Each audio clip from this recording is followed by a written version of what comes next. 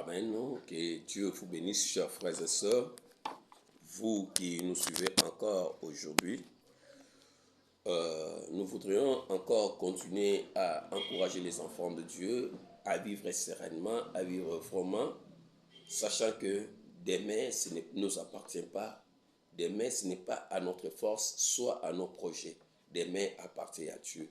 C'est pourquoi nous pouvons mourir aujourd'hui, nous pouvons mourir demain, dans une des circonstances peut-être que nous nous attendions les moins. C'est pourquoi il faut toujours être souple, savoir que si je meurs aujourd'hui, quelle sera ma fin demain? Qu'est-ce qui me viendra après la mort? C'est pourquoi nous voudrons soulever encore un autre point très important aujourd'hui pour que les gens sachent que ce que nous faisons aussi peut se répercuter sur nous. Les plus grands problèmes, notre petit thème que nous soulevons aujourd'hui, c'est les pardons. Les pardons, les pardons. Alléluia. Que les pardons soient un exemple pour tout le monde. Que tout le monde soit capable de pardonner. Que tout le monde soit capable quand il demande pardon, qu'on puisse lui pardonner. Que lui aussi sache que moi aussi je dois pardonner. Parce que le mal que je fais, l'autre peut le faire. C'est comme ça, nous sommes toujours avec les exemples de Jésus. Jésus, dans le livre de Matthieu, chapitre 6, ses disciples viennent lui demander, Seigneur, montrez-nous comment prier. Parce que nous devons vraiment prier. Ils savent que la prière c'est importante, mais comment alors prier? Parce qu'aujourd'hui aussi les gens prient en désordre. Les gens prient chacun comme il veut, selon sa façon, selon sa volonté.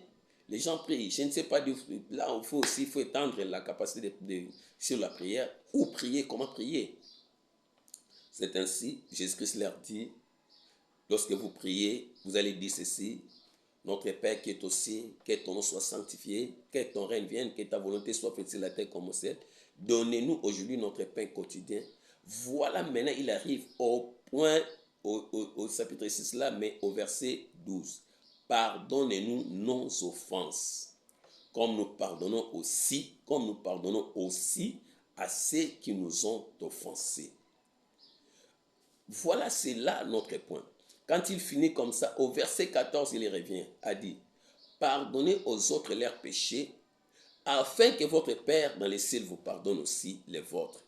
Si vous ne pardonnez pas aux autres, votre Père non plus ne vous pardonnera vos péchés. Chers frères et sœurs, ici c'est un moment très important que chacun sache. Que les péchés, c'est une grande barrière. Car la Bible dit, ceux qui ont été péchés ont été privés de la gloire de Dieu. Ceux qui ont péché ont été privés de la gloire de Dieu. Alors quand toi tu pêches, tu dois savoir que je suis écarté de la gloire de Dieu. Je suis écarté de la volonté de Dieu. Je suis écarté de l'amour de Dieu. Je suis loin de Dieu. Et je ne mérite pas une seconde chance devant Dieu. Mais pour que tu le mérites, tu dois aller demander pardon à Dieu. Tu dois aller demander pardon à Dieu pour que Dieu te pardonne, qu'il efface ton péché, qu'il puisse te libérer de ces fardeaux du péché, de cette condamnation du péché. Alors, lorsque toi tu veux que Dieu te pardonne, il faut aussi que toi tu puisses pardonner tous ceux qui ont fait le mal ou qui ont des torts contre toi. Tous ceux qui t'ont offensé, tous ceux qui ont causé du mal contre toi, tous ceux qui ont fait quelque chose qui t'ont mis en difficulté pour que tu aies la paix, pour que tu aies la joie, tout ce qui t'a mis en colère, qui sont venus des sortes. Attention, parce que là, Dieu veut, avant que lui puisse nous pardonner, il doit d'abord regarder dans nos cœurs, est-ce que nous n'avons pas de chagrin? Est-ce que nous n'avons pas de problèmes? Est-ce que nous ne retenons pas des dents, des rancines contre les gens? Est-ce que nous ne sommes pas en colère contre quelqu'un? Il y a même des gens qui disent, moi avec lui, on ne se parlera jamais. On ne se verra jamais. Je ne peux plus fréquenter la maison de celui-ci. Je ne peux pas aller vers celui-ci. Je ne peux plus l'écouter. Je ne peux plus le voir. Seulement parce qu'il lui a fait un tort. Mais ce tort-là, peut-être que la personne a déjà demandé pardon. Peut-être que la personne a reconnu qu'il a mal fait. Mais lui, jusqu'aujourd'hui, garde toujours des rancœurs dans son cœur et dit, moi avec lui, niet, fini. Là, tu n'es pas de Dieu. Là, Dieu n'est pas avec toi. Là, tu peux tout faire. Tu peux faire tout ce que tu veux. Mais au dernier moment, Dieu dira, vas-y loin de moi, je ne te connais pas. C'est-à-dire, nous étant les enfants de Dieu, nous devons aller jusqu'à pardonner même les péchés les plus extrêmes. Vous savez, c'est la croix, Jésus-Christ dit quoi? On lui perce la côte, on lui tire, on lui donne du vinaigre, on lui fouette, On les cloue sur la croix. Mais il dit quoi? Seigneur, pardonne-leur leurs fautes. Seigneur, pardonne-leur leurs fautes. C'est-à-dire, le Seigneur avait ce cœur-là de pardonner. Le Seigneur avait ce cœur-là, même lorsqu'il meurt, même en train de mourir, mais il demande à pardonner. Mais je ne sais pas aujourd'hui, il y a des gens qui se sont séparés, qui ne vont plus jamais se reparler, qui ne vont jamais, plus jamais, se rencontrer, qui ne vont jamais plus marcher ensemble, qui ne vont plus jamais manger ensemble. Là, bien-aimé, toi, tu n'es pas enfant de Dieu. Faites attention, je te rassure, faites attention. Si tu veux réellement que ta vie soit meilleure demain, après ta mort ou après ta vie, je ne sais même pas, peut-être tu ne pourras même pas mourir, parce que la Bible elle-même dit déjà que beaucoup de gens ne mourront pas, mais ils subiront le temps de l'enlèvement. Et quand ce temps arrive, bien-aimé, ça sera tard. Tu vas rester sur la terre et tu vas rester souffrir. C'est pourquoi il faut être prêt à tout moment, être toujours prêt, être toujours, avant de sortir de la maison, les matins, regarde ton cœur. Qui a encore des problèmes contre moi?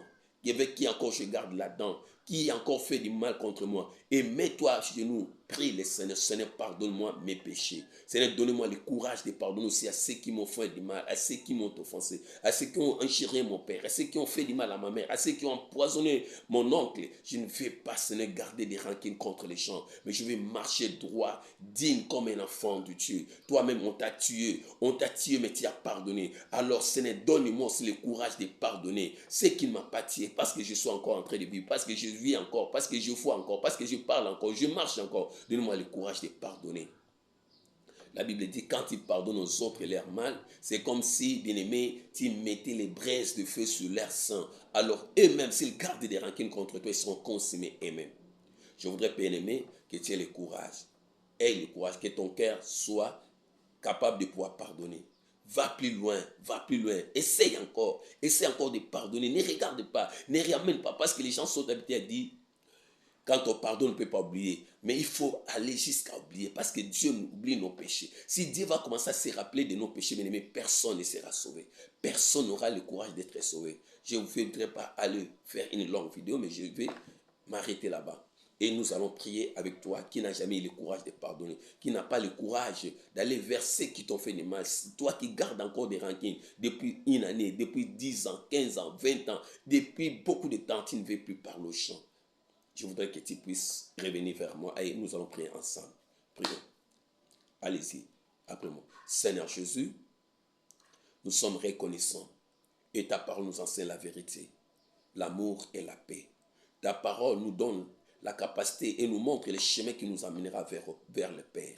C'est pourquoi, Seigneur, je ne voudrais pas rater le royaume. Que tu me fasses la grâce pour que ce n'est tout ce qui est resté dans mon cœur, comme dans mes pensées, qui me fait toujours revenir. Lorsque je vais parler quelque chose, je vais voir quelqu'un, Seigneur, le mal remonte toujours dans mon cœur. Seigneur, je vous en supplie, enseigne-moi à pardonner. Enseigne-moi à pardonner. Jésus, je t'en supplie, donnez-moi le courage que tu avais pour pardonner. Même quand les gens te faisaient du mal, même lorsqu'ils t'ont tué, Seigneur, mon Dieu, donnez-moi le courage de pardonner. Oh mon miséricordieux de Jésus, que je sois capable de pardonner quiconque me fait du mal, que je sois capable de pardonner quiconque. Comme moi je demande pardon, Seigneur, que j'ai aussi le courage de pardonner les autres, afin que je puisse mériter le royaume des cieux.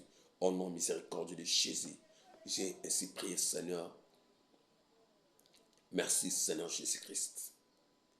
Amen. Bien-aimé, courage, que Dieu vous bénisse. Si vous voudriez avoir besoin d'un soutien spirituel, n'oubliez pas de nous appeler et nous allons toujours prier ensemble avec vous. Je suis le pasteur Paul Germain Takamba. Que Dieu vous bénisse. Et mon numéro de contact, c'est le 081 27 57 129. Amen. Dieu vous bénisse.